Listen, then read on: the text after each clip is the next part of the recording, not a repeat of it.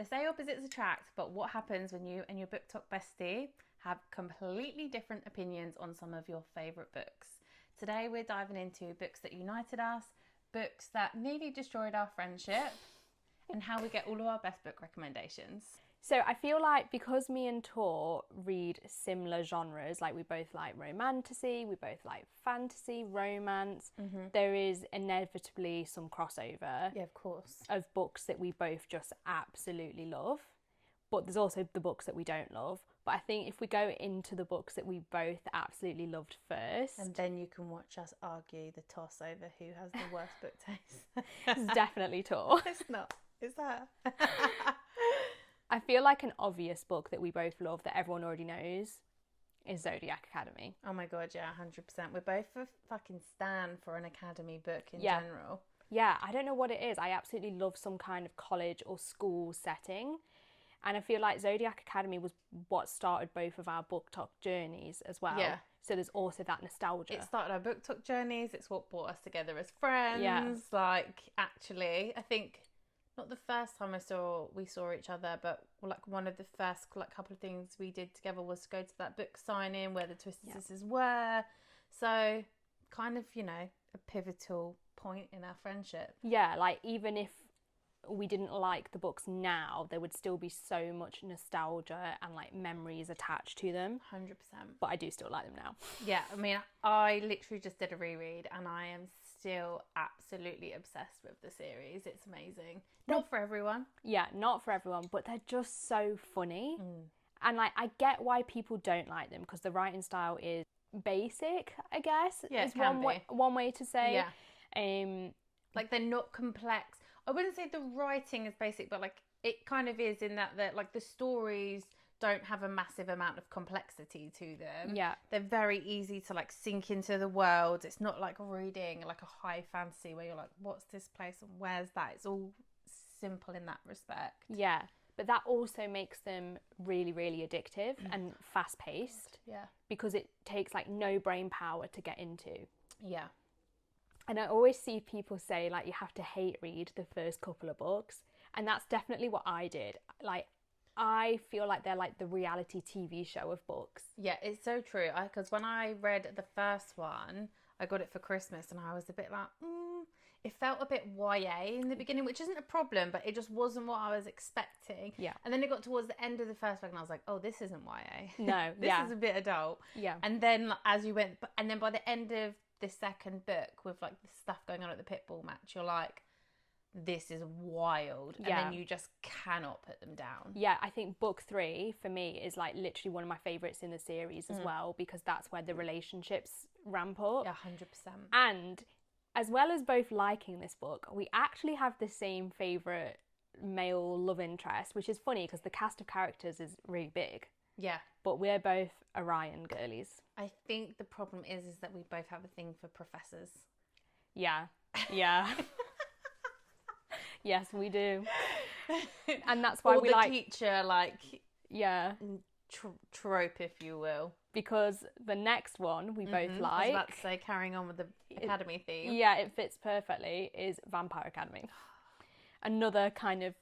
Not professor... He kind of is a professor, like teacher, He's her student. teacher, isn't he? Yeah. So, although he's not an actual teacher, Dimitri is her... Yeah. He trains her. Her mentor. Yeah. Yeah. And I feel like Vampire Academy, in my personal opinion, it was like an epic release of like our teen years. But it's also really stood the test of time. Like when I've gone back and reread things like Twilight, I'm like, this is so cringe. I literally couldn't read it. I can still watch the films like background, but I couldn't read them. After the first book, I was like, this is god awful. Whereas Vampire Academy, when I started my reread last year, which I really need to finish this autumn... You do. They still were just so good. Yeah. I mean, obviously a bit cheesy, but I feel like all YA can be a little bit cheesy because you feel like the relationships are a bit young, but that's kind of the whole point. Yeah, 100% agree. I actually did reread all of them last year and I loved it. I would say like the first couple Did you actually finish the full reread? Yeah, I did all 6. Guessing. I would say like the first maybe 2 I was like, oh, I'm not sure if I'm going to enjoy this reread. Because our friend Amy was a bit like that with them, wasn't she? She was. She didn't read them as a teen. Yeah, she was completely new to it. But when you get to the end of the second book... A bit like Zodiac Academy, would you look at that? And then the third book, you're hooked. But then books 4, 5 and 6 actually still felt quite adult when I got to them. Yeah. And there was a lot happening. She was definitely like growing her writing with her readers at the time. 100%. And there was a lot more to those books and they were obviously quite a bit chunkier as well. So 100% agree. That is such a good series. Although we're not on the same love interest team in this one. No, we're not. No. But I do love, we both love both. Like, we're not like on polar or opposing sides. Because one is a bit like the brooding Lance Orion type. And the other, Adrian, he really reminds me of like Dorian. Yeah, a bit more of a playboy, golden retriever type. Yeah. And normally I go for the brooding one. But there's just something about Adrian that I just love. He just makes me laugh, I think, every scene he's in. So, yeah. But and I just love a love triangle. Do you? I do love, and I know that most people hate them. I just love them. But the thing is, actually, I was thinking about this recently. I always say I hate a love triangle, but Vampire Academy, Legendborn, like there's actually Vampire Diaries. Yeah, there's so many things I love. Summer I Turn Pretty. Yeah. There's so many things with an epic love triangle. Yeah. So maybe I'm lying. I need to stop saying I don't like love triangles. I feel like it brings a level of like tension and awkwardness, which can be uncomfortable to read or to watch. But actually, I think it makes the story so much more like, do you know what I mean? Yeah, and I think it can also be stressful because if you really love one and you don't want them with the other, and if it's something like on TV, for instance, and you don't know how it's going to end. You're like, they better not pick like X, Y, and Z. 100%. Whereas like with Twilight and Summer I Turned Pretty, it was fine because I knew how it ended. Yeah. Because I'd read the books. And I feel like with some things, it is just obvious. I actually find it more enjoyable when I'm on the edge of my seat not knowing who it's going to be. Yeah, because it's not as fun when you like outright hate one of them. No. You want to feel torn between them. Yeah. Like, I want to emotionally, mentally be in love with both of those characters. Yeah, and like, minor spoiler alert, like, that's why I love Legendborn, because they are both so great. Yes, I do agree. Oh, I can't wait for the next book in that series. Literally was just thinking, I'm so excited. I need it right now. Oh, God, that's not even one of the ones on our list, but we may as well use it because we did both, and I only just read it this year after Bronte telling me our entire friendship that I would be absolutely obsessed with this series. Yeah, there's a lot of books where I'm not sure if Tora is going to enjoy them, but this was one that I absolutely knew she would. A, because of the school setting. B, because there's a lot of high fantasy elements to it. Like, it's very well written for a YA book, and then the characters are just super interesting. Yeah. And I read the first one and then had a break because I knew that the third one wasn't going to be published for ages. And then I did a reread of book 1 and then did books 2 and 3 back to back. Yeah. And it was just the best time. It was, oh my God, I'm so glad I finally read them. I also love, I'm not a big historical fiction person, but I love when a bit of like historical fiction is woven into a fantasy. That's something I've really realised recently.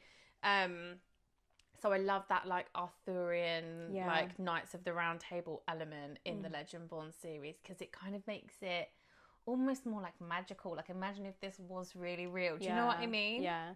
And I also feel like it's quite unique because a lot of books have like Greek mythology, Norse mythology. This was Welsh lore.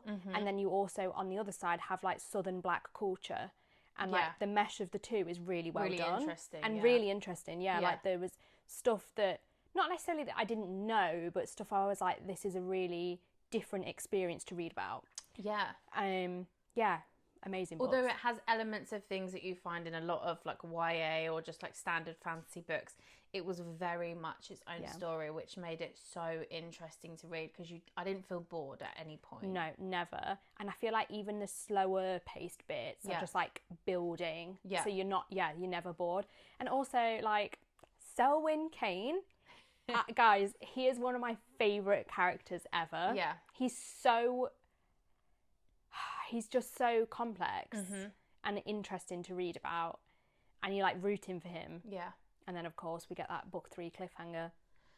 I can't wait for book 4. Me What too. I also love about that series is it is very thought-provoking. I feel like people that go about their daily lives that don't take a second thought for how like people are prejudiced in real life, like day to day, books like that put in front of readers' eyes people that wouldn't normally think about it. Things that are happening all the time, every day. Like, it's very thought-provoking. Yeah. And I feel like that's really, really important. I love a book that does that. I felt exactly the same about HMRC with, like, trans rights, race. Like, I just feel like books like that, just, it brings a whole nother layer of, like, complexity and, like, emotional depth to a story, which I really 100%. enjoy. 100%. I think, like, reading, when you get books like this, they make you such a more empathetic person, and you're able to be, like, a better friend or a better stranger to people going through experiences that aren't like yours. And this is, like, the perfect example of that. This is why reading is so magical. So if magical. people have enough emotional intelligence to really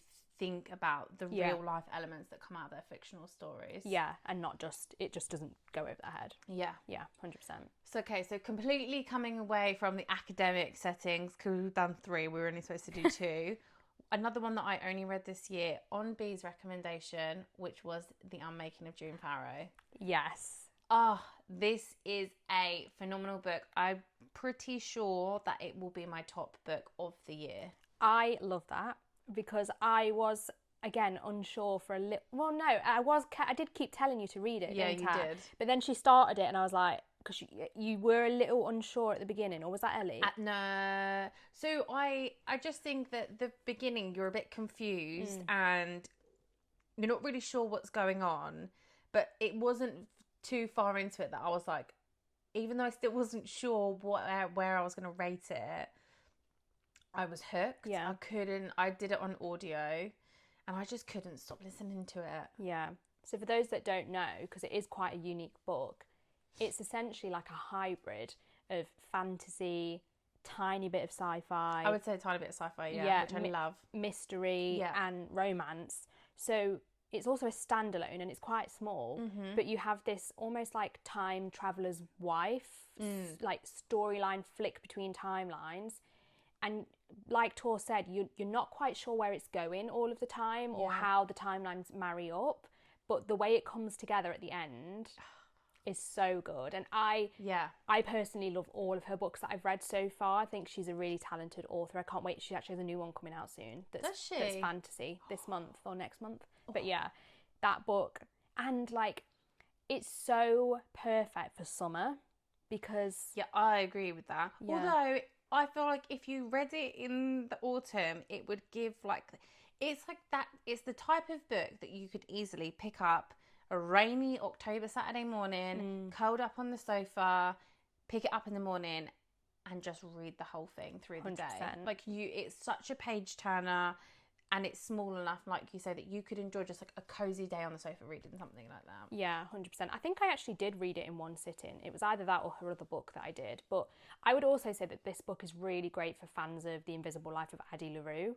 Such a similar vibe, which I know you haven't read yet. I haven't. I don't know why I don't want to read it. I know. I actually think now that you've read Unmaking of June Farrow, I'm like sure that you will like Addie LaRue. I've got the audiobook downloaded as well, and I've heard amazing things about the audiobook, so probably maybe I'll put it on my 26 for 26. Yeah.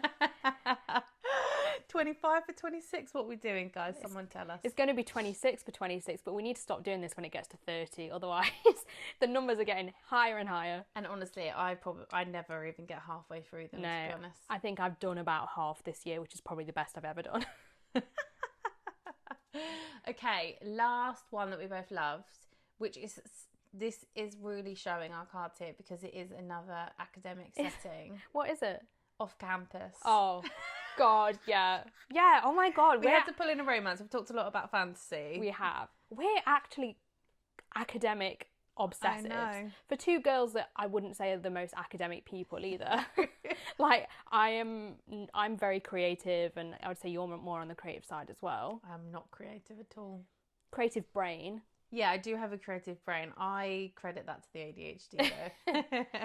Well, actually, the series Briar You has ADHD rep as well. It does. Oh, it's just... I mean, there's not really like a lot to say about the off-campus in Briar U, like the whole like world, because there's now so many series and she's putting standalones into it. But this is also coming to TV soon, which is very exciting. Very exciting. We did an episode on the dramatics of the casting of that. But actually, did you see the most recent clip drop yesterday? So I only of the two girls, Ali and Hannah. I only saw the very short bit that was on your story. I didn't actually get a chance to watch the full thing. Just Does it look good? Even just seeing it, I'm like, oh my God, I can't wait to watch this. So for those that don't know, which, I mean, anyone watching this probably does know about it if they haven't read it. The Briar universe is set. Briar is a university in the States, and the off-campus series, which is the first set in the universe, is about a bunch of hockey players and their romances, love interests. Super cute, little bit of spice, not too much that you just feel like you're reading a smutty book. Yeah. They do. The thing that I personally quite like about Elle Kennedy is that it isn't just fluff. There is normally like something quite like dark or traumatic that's happened to some of our characters. They're all just kind of like finding their way through their lives as they like becoming adults. And I like that in a book, although sometimes I can find them a bit emotional. They have that extra layer of depth which makes them more interesting for me to read personally. 100% agree. I think that's what it is I like about them as well, is it does have that perfect balance between romance, spice and plot. And like Tor said, they do handle like quite sensitive topics. Like the first one, which is The Deal, which is arguably the most popular, has really good handling of SA and domestic violence. Yeah. And I think that just kicks the series off to like a perfect start. Yeah. So you know what you're going to get with every book. And obviously they are quite similar, but they do also have like different tropes each time. So there's basically something for everyone. Yeah, without feeling too tropey, I think. Yeah. And like she handles the tropes really well in the sense that there's a book, you know, that's accidental pregnancy, which is something I personally normally don't like, but she does it so well. I think when it's intentional, like it's the plot of the book, it's a bit more like, okay, I can deal with this. Yeah. I know that for you, it's more like you don't like it when it's just like dumped in there in the middle of the book, just to like as a conflict. Yeah, 100%. That's exactly it. I don't mind it in the epilogue. I don't mind it when it's the main plot point, but it's like when it's a third act breakup trigger, it's kind of just a bit like, oh, come on, sort of thing. But no, to go back to Off Campus, they're so relaxing as well. They are the quickest and easiest things to read in the world in Great the best way. Great palate cleansers. 100%. And her writing is actually really nice.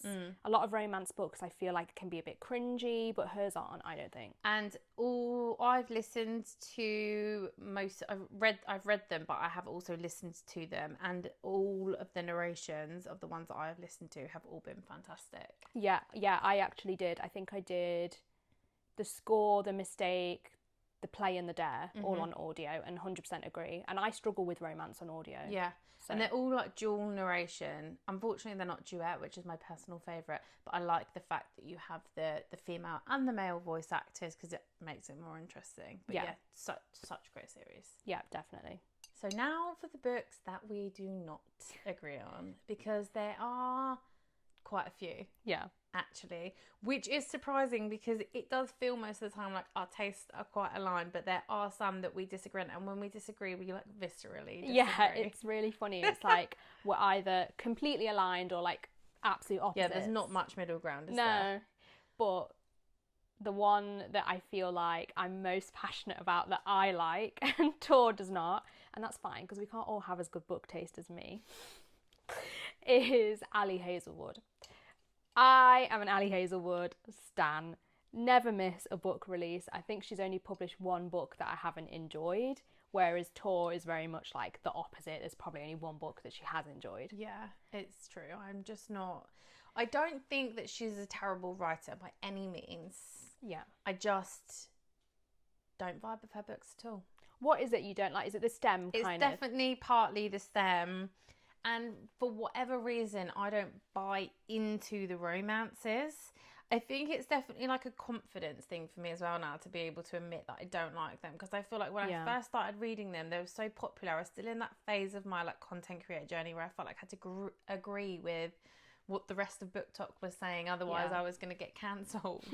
But so like when I read them, I was like, oh yeah, they were great. And then like as I like step back a little bit further and I look back on reading those books, I'm like, I did not enjoy that at all. Like there was nothing memorable about it. I can't even remember the like names of the characters. The only one that I did vaguely enjoy was the Love Hypothesis. Like that was enjoyable, but I think even that I maybe still only rated it like 3.5, maybe 4 stars if I was being generous. Yeah. Whereas I'm like 4.5, 5, even a 6-star from Ali. Like Not in Love is probably one of my all-time favourite romance books. I love the STEM setting. I think also though, like my dad is like works in the sciences, and like anytime there's some sort of sciencey or STEM based setting, it just reminds me of him, and like his nerdy self. Cute of you. That's why I love like Big Bang Theory and stuff as well. So that I kind of have a slightly different attachment to it, but then also Love on the Brain, the main character has the same health condition as me, so then I also have that relatability. So I think it is, I can see why people don't like them. Yeah. And I do think they are all very similar, which is like not necessarily a great thing, because then you're either going to love them all or not like them all. Bit like Catherine Cowles, where you're a bit like it's good, like, but when you're rereading the same thing, it's not so enjoyable. I did like one of her little Christmas novella that she did that I listened to last year, which was fun. That was but cute. Probably because it literally lasted like an hour. And I was like, cool, that was a great little love story for my drive around town. And like she has started to do new things like Bride and Deep End. Obviously one's paranormal, one's sports romance, but even then they still had this STEM undertone and setting still that I was like, well, this is still not going to be different enough at all. Yeah, no, I didn't. I tried Bride because it was a book club pick, wasn't it? Yeah. And I still just didn't get on with it. That's actually the only Ali Hazel one that I don't like. So is Mate a follow-on from that? Yeah. I don't think it's part of a series, is it? Interesting. I don't think I'm going to read it unless Amy, our friend, reads it before me and says it's better than book 1. I'm not going to read it. Because I was like, when I finished Bride, it was kind of the same thing you said about what everyone else was saying. And I was like, oh, everyone's loving this. So I was like, oh, it's like a 4-star then. Like, I enjoyed the end. And then I was like, it's definitely not a 4-star, because for most of the book I wanted to DNF.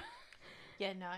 So I ended up settling on 3. I find that's always such a difficult thing to deal with when you're rating a book, like mid, and then the ending's really good, and you're like, you end up toning it up in your rating because the ending's so good. But then you think, actually, the amount of effort and willpower it took to get me there, was it really worth that? Probably not. Exactly. But then like she has other books where it was like instant first love kind of thing, like Not in Love, where the whole way through I was hooked. I was crying, like, you know, when you finish it, you're just like, oh my God, I need to reread that immediately. And that feeling. Yeah, that happened with Not in Love. And then Love on the Brain, I've reread like 3 times. And then I really enjoyed her recent one, Problematic Summer Romance as well, which was Age Gap, which I love. So yeah, I'm a stan. Tor is not, but this is one that I do understand. Yeah. Another one, fantasy. One that this is a bit of a funny one, but Caraval. Yeah. Because I loved the whole series. Yeah. Bronte loved the first book. Really didn't like the rest of the books. No. Did you actually read book 3? Yeah. You did? Yeah.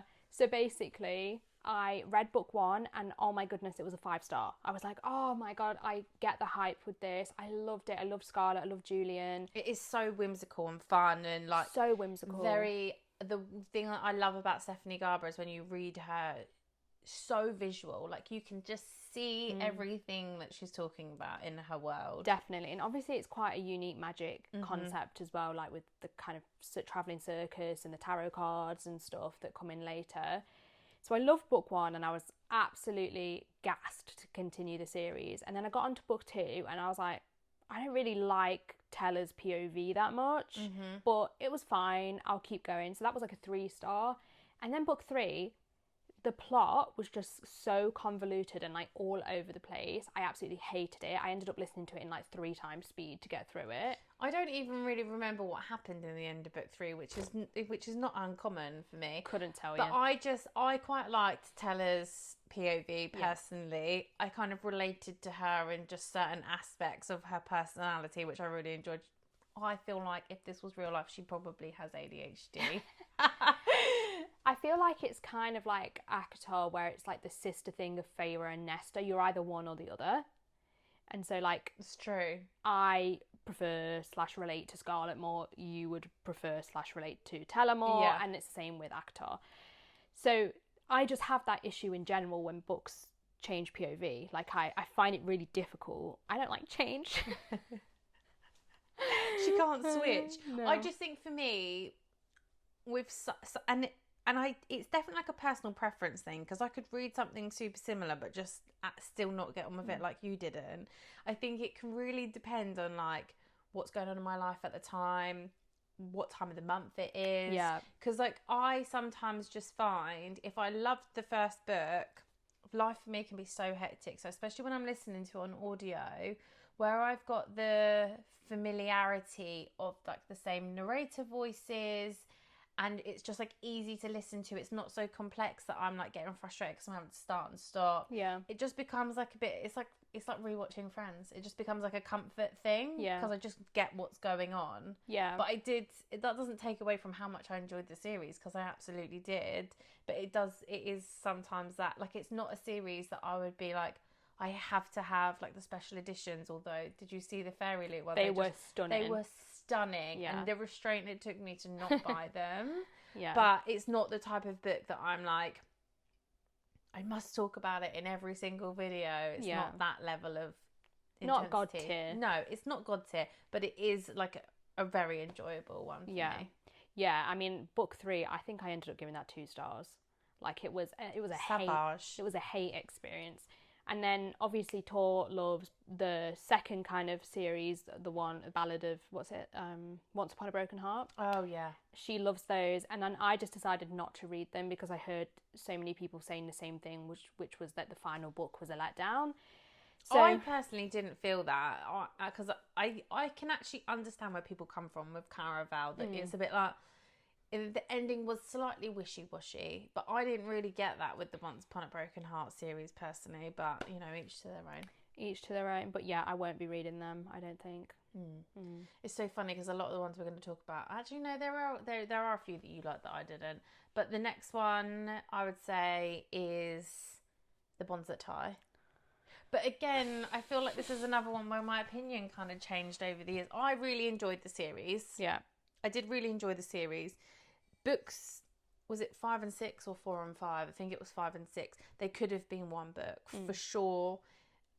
I do think if I look at it with a slightly more like critical thinking hat now, having read so much the last few years, that she had such a unique and interesting idea that could have been made fantastic. Yeah. Because it kind of had that dystopian-esque, like supernatural vibe to it. But I still really enjoyed them, and you were not so keen. No, when I think about that series, it just makes me do that, roll my eyes. Book 1, I did actually enjoy. I, like Tor said, was really intrigued by the world and this dystopian vibe. It almost reminded me of Darkest Minds, which I know you've not read, but... Watched, though. Oh, you have watched it? Film's crap, but you understand the premise. It reminded me of that, of like these kids with, or not, she's not really a kid, but they have these powers that are sort of out of control and being controlled and stuff.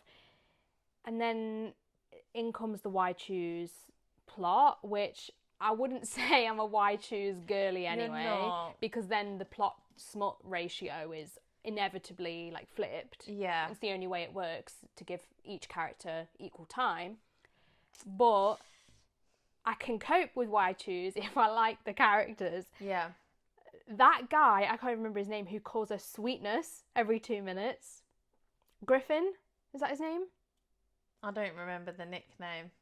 The love interest that has the man bun, he was calling her a cringy nickname every 2. He's the trainer, like he's the one that's like not in the army, but yeah. I think it might be him, I'm not sure. Somebody let us know. But he was doing my nutting, he was so cringe. And then gradually the main character, is it Ophelia? Is that her name? Something like that. It is something like that. Anyway, that's how memorable this is. She started to become really, really fucking whiny. And I was like, girly, you've got 6 guys. Is it 5? 5, whatever. 5 guys. 5 guys fighting over you. All of them are attractive. All of them are fit. What are you whining about? That is a life, isn't it? I hope Kyle doesn't watch this one. She literally is just like lying in bed all the time as well. Like the second book, I was like, what is the point? So yeah, I just didn't continue after book 2. And again, I think it's just one of those like personal preference things, isn't it? Like because I have read series that are similar that I've been like, this is fucking terrible. I'm not carrying on with this. Yeah. But I am a slight more of a wide shoes girl than you. Like I do have a few wide shoes series that I do enjoy, whereas you've probably got like one. Yeah, only the Dark Fae Twisted Ruthless Sisters. Boys. Yeah, Ruthless Boys. That's the only wide shoes that I've ever actually loved, and I think that's purely because it has the Twisted Sisters humour. So yeah, not my favourite trope. So there is a book that I love, which is like comes up on my autumn recommendations every single year, especially for Halloween, and that is A Dowry of Blood. But Tor is not the biggest fan of that book. What did you actually even rate that one? I don't remember, so I wouldn't say that I disliked this book, because I would still like, it's the type of book that I'm not like enamoured by, but I would recommend, like, because I do think it's a really interesting story. I think it's really well written, and I love the whole concept, but I just wasn't obsessed with it when I was reading it. So it's kind of like a weird one for me. I don't really know what it was about it that I didn't click with. Yeah. But it was just a bit, I was just a little bit bored at times, I think. I think that's fair because it's not the most plot first book. It's definitely like more of you kind of leaning towards literary, contemporary fiction, a character study. And I think if you go into it thinking you're going to get like loads of romance or loads of fantasy as well, that might impact reading experience. But for me, it was like mind-blowing as a book. Like when I was reading it, could not put it down. I was tabbing constantly, like underlining so many quotes. I honestly still think to this day I've not read a writing style that I love more. And like the book is Dracula's Bride's retelling, so it has that gothic element, which is very me over Tor anyway. And then it's also second person POV, which she's like writing a letter, which I loved. So I feel like it was almost just like made for me, versus it's not even something Tor would normally go for. Yeah, gravitate towards. It's not. Yeah. But honestly, I think about that book all the time. If there is anyone watching this who hasn't read it, you have to do it this autumn because it's like the perfect spooky season read. If you like that kind of thing. Yes, if you like that kind of thing. If you're more like Tor and prefer like proper fantasy. Yeah. And you need a fantasy kind of element or a strong romance element, then you're not going to like it. Yeah. Yeah. I agree. Yeah. And then the final book. I know what she's going to say. We disagree on. Explosive, this is. This is going to end in fisticuffs. Because this nearly broke our friendship. I'm going to cry about it. Look, my eyes are welling up. There is a book series that I personally cannot stand, and also our friend Amy. And it just so happens to be like, she's got tears in her eyes. I can't cope with the stress of this conversation. It also happens to be Tor's like favourite romance series. Yeah. And that is Chestnut Springs by Elsie Silver. This should be something I enjoy based on like genre and tropes, because I love cowboy romance, small town romance, love all the tropes that are in it in terms of like found family and stuff like that. No, guys, I hate it so much. It wasn't just a little bit as well. Like book 1, Heartless. Book 1 is flawless. Yes, sorry, flawless. She's so useless. So I got to a scene, I remember. It was like the first spy scene between them. I can't remember what he does. There's something to do with either like milk or cream or something. And I was like, this is so cringe. It's not for me. It's going to be a DNF. So I DNF'd it. Then all the rest of the girls in the group who had read them. I think you read it before me, didn't you? Potentially. But then there was like a little break, and then eventually the other girls read them. And they were like, no, like like Heartless is so much better. You at least need to give that one booktube a go. Yeah, because Polly had read them before all of us. Yes, that's right. So then me and my friend Amy were like, let's buddy read Heartless then and give it a go. And she also wasn't that keen on Flawless. Oh no, I had read it when you read it, yeah. I had said, you got to read. It just fucking sent me into another orbit. The things that were happening in this book. The purple bikini, guys. Well, before we even got to the purple bikini, she drops her bloody knickers on page 1 in some sort of coffee shop or something. He picks them up. They've not even met yet. And then later you get... a woman after my own heart, she is. She really is. And then later you get to this, like, hot tub scene, and he's just describing the way her... Can I say that word? What? Flaps. He's describing the way her flaps and her camel... We're on YouTube. We're not going to get so penalised with this kind of conversation. Yeah, we're not making any money from this anyway.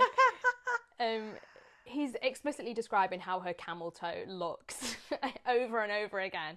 And I feel like at this point... Over and over again. She is so over-exaggerating there. It was at least twice. Twice too many. and then there's a plot point later on, which my friend Amy pointed out. The timeline doesn't actually work for. Spoiler alert. I don't know if that's true. I need to go back and reread and double check that. I reckon Amy's just fucking gaslit herself again, to be honest with you. Yeah, she was looking for a reason to hate it. Yeah. Yeah, but so I ended up giving that. At the time, I really didn't want to upset the girls as well, so I gave it like 3.5, and then later I was like, no, it's a 2-star. And now I actually purposely love to wind her up about it. Listen, it is the best romance series of all time. Like, that's all I'm gonna... To be fair, though, you know, the girls know how much I love it. You see this right here? I'm just going to show you, even though we're not pulling books off the shelves. Polly and the girl... Well, Polly did this because she's an angel. But the girls made me this for my wedding, and it's got my wedding date on it. It's my own personally bound copy of Heartless. Because best wedding present I got. You relate to that one. I do. It's got all that one specifically is basically me and my husband, except, you know, I'm not a nanny and he's not a cowboy. He's a chef and I'm a HR business partner. You were ginger at the time. I was ginger at the time, and just like single dad, opposites attract, like their banter, like the kind of like backwards and forwards between them is very, very us coded. So special place in my heart. And I can see why other people like them, because they are super easy read. The setting is great. The found family is there. It's just something about Elsie Silver's writing style and her spice. Her spice specifically, I feel like, for you, isn't it? Yeah, it's the spice. Because there's another scene that she heard about and everyone went on hopeless with the shaving. And when they heard about it, even though they didn't read it... It just sent me, again, into orbit. Like, I just want to have a chat with Elsie and just see where these spice scenes come from, because they are too funny. It is a constant point of like discourse in our group chat, because we have some real anti-Elsie girls and some real Elsie girls in the group chat. So yeah, we're very divided on this one. By the way, guys, if you can see this situation here and you're like, what the hell is going on?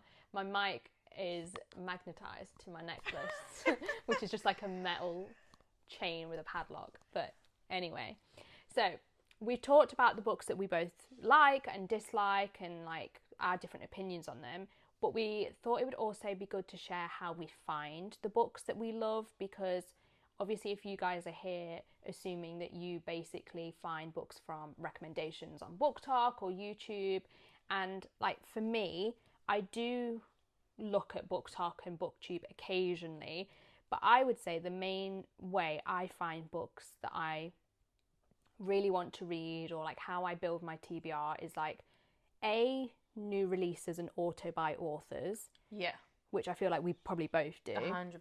Yeah, so like say Adrienne Young releases a new book now, I know when it's coming out and I know that's going on my TBR. Yeah. And that happens with like a lot of authors, you know, like Sally Rooney, Lila Sage, Twisted Sisters, Emily Henry. Like there's so many authors who I just automatically add every new release to my TBR. Mm.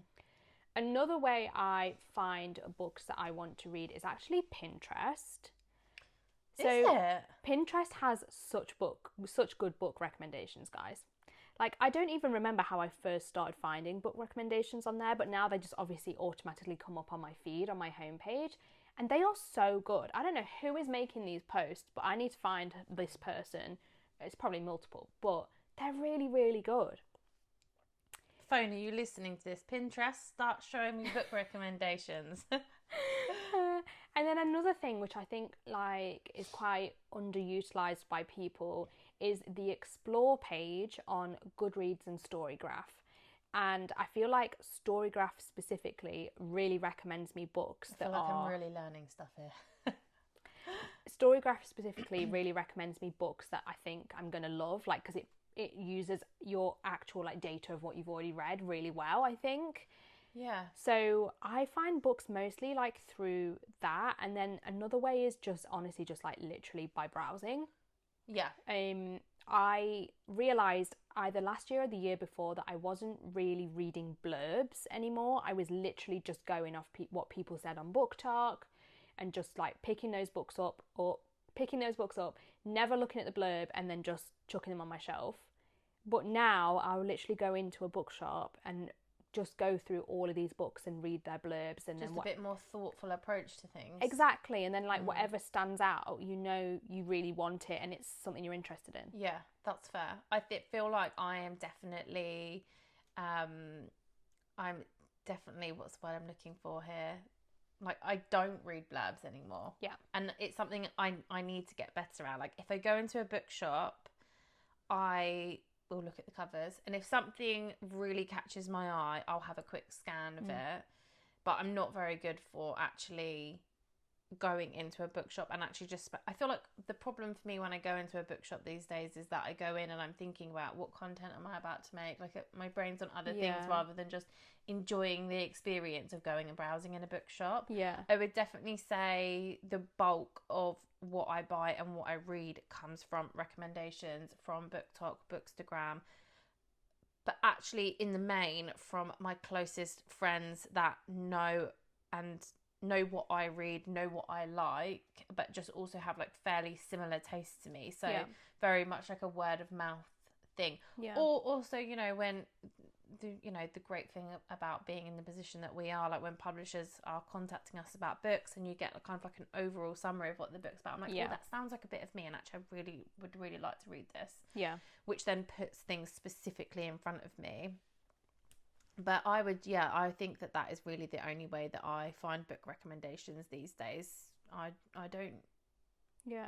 do, funnily enough, if I go into a bookshop, I feel like I'm overwhelmed by how many books I'm pulling things on and off the shelves, and I get stressed that I'm going to mess up displays. But if I go onto Waterstone's website and it's on a screen in front of me, I'm much more likely to scroll through like what it says. Interesting. I know, weird, isn't it? I'm the opposite. I find the Waterstones website useless. Like, I feel like it only shows you a very selection of like new books. It does, it's hard. More normally when I'm going to like see like what new special editions are coming out, and I'm like, oh, that looks quite good. Yeah, true. But I feel like it's quite hard on there to find like hidden gems. Whereas like quite often when I'm in my local Waterstones, I'll see like a YA book that I've never heard anyone talk about before, stuff like that. But yeah, I do actually. There is a couple of like trusted BookTokers as well that I will go to. That's the thing. It has to be from people that you trust their taste in what they're reading. Yeah, like obviously each other, but we're like friends now anyway, so it's a bit different. Like friends. We're like friends. We're like friends. No, but like, who are you? We actually talk in real life about books. Yeah. But obviously, like people like Smitty, we had him on the podcast.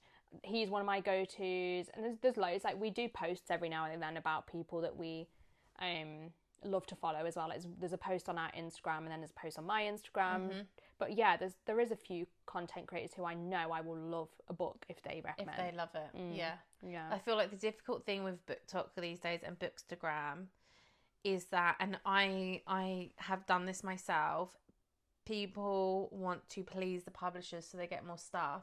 So it is very hard to find, and that's your job as the consumer of the content, to find the content creators that you feel like you have similar book taste in, and you trust that they are going to be honest about what they are talking about. Like I now personally won't do a review on a book unless I'm like, I really enjoyed that. If I get books, I'll always post about them on my Instagram stories or my Instagram, being like, there's some new books I've got, but I won't get in front of the camera and be like, I loved this book if I didn't enjoy it. Yeah, I basically review it whether it's good or bad. So I'll actually just say like, yeah, these were fine. I was sent them, but I didn't really love them. But usually as well, I feel like quite lucky that the publishers know my taste quite well. So it's very rare that I get something where I'm like completely not interested or I really don't like it. Yeah. Which is quite lucky. But yeah, 100% agree.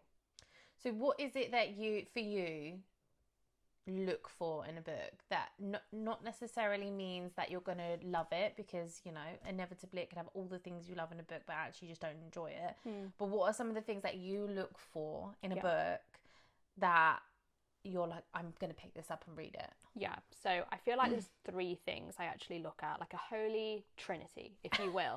A trifecta. The first is the blurb, like I said, but very specific thing about the blurb is that I have learned if the blurb follows a very standard structure of one day Jane did this and then she wanders into this person and tension unravels and then she's forced into this situation, I know I'm probably not going to like that book, because the book is also going to have a very standard similar formula to everything else that's in the market in that genre. So I look for quite a unique creative blurb. I also look for a unique concept in the plot. So like, it doesn't have to be super unique, I still read like fae books or whatever, but just something that's like, I've not read this before, that sounds really interesting, that sounds thought-provoking. And then the third thing is the writing style. I am quite fussy with writing styles these days. I definitely like there to be strong technical craft when I'm reading, because that just helps me... So opposites.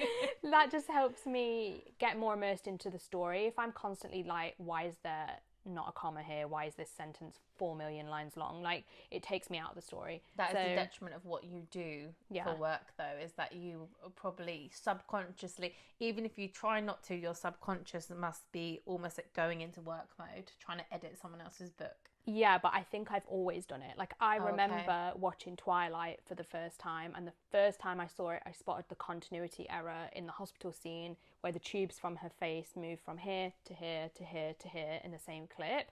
And like, that is, I was like 10 years old. Like, that's just my brain spotting these things, which is why I then was like, I would be a good editor. Yeah, so I am not like that at all. I'm very good at watching... like, even like really complex things, I can predict an ending. Like, I'm terrible to watch stuff with because I know what's going to happen. But stuff like that, I'm not thinking about what's happening directly in front of me. I'm thinking like 10 steps ahead. Do you know what I mean? 100%. Yeah. And like, I wish I wasn't like that, because I think I would actually then enjoy a lot more things. But unfortunately, my brain is just like, it just kind of notices things. Yeah. And I feel like that usually is where like the difference in our opinions on like books that I love versus books that you love, because I'm just very easy to please in that sense. Like, it doesn't take much for me to just be like, oh yeah, this is enjoyable. I think it helps. I listen to a lot of fantasy on audio. So sometimes if there is like small plot holes or like grammatical errors, I don't notice them because I'm listening to them. Like, I don't exclusively do audio, but I do listen to a lot of audio. Yeah, whereas I'm probably the opposite again, where I 90% read, like 10% audio. And even when I listen on audio, it has to be a very specific type of book, narration style, like everything. Voice. Yeah, it's so tricky to find one that I like. But with writing, I just instantly can see those errors and it pulls me out of the story. So that's the kind of 3 things that I look for. What about you? I think it's hard to say what I look for, because I it's more about what I really don't enjoy once I'm reading something. One of those is really naive FMCs. Yeah. It fucking irritates the shit out of me. I think even when it's realistic naivety, it just irritates me, because I personally am just someone that really enjoys reading about strong-willed, feisty, independent women. Like, it's just something that I really enjoy in a book. Any book with like real girl power, strong female friendships, I think, because it's so important to me in real life, I always enjoy reading about it. It's one of my favourite things about the HMRC series. It's just so good. I really, really enjoyed that. Another thing which I really love, it doesn't necessarily have to have it, but something that will make me enjoy, especially actually not even just fantasy, all books, is a found family dynamic. Again, so much for me is about friendships, and like those types of dynamics are really important for me to really enjoy a story. And then I don't really know. I'm really just like a vibes person. It depends like what kind of mood I'm in. I do personally prefer books written in the first person. Interesting. And with different POVs. Yeah. I think something else it doesn't have to have it, but something else I do look for and enjoy is short chapters. Oh, yeah, agree. I think, again, well, I don't know why I keep bringing up ADHD today, but I think it just keeps me more engaged. Long chapters, I'm instantly then just want to like procrastinate on reading a book, because I'm like, God, it's going to take me ages to get anywhere. Yeah. And I think like that diversity of like characters through the book, it just keeps it more interesting for me, and it keeps me engaged for much longer periods of time. Yeah, I totally get that. I love a multi-POV book actually as well. And I think that's probably another thing of why we like these academy books, because they tend to have a really large cast of characters. Yeah. But actually differently to you, I prefer third person. Interesting. Unless it's multi-POV. Yeah. And then I like each separate kind of first person, because you get a better personality switch.